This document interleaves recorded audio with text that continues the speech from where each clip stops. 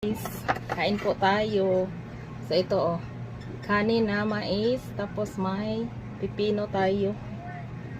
Tapos utan nga bisaya. Tapos mayroon tayo dito inunan nga isda. Tapos libutangan ako og talong og kanang daghan nga iba or kamyas Tapos ito suka at saka asin para sa ating sausawan sa pipino. Mga unta. Lami akong utan kay kuan daghan og kalabasa. Juicy po yung pipino.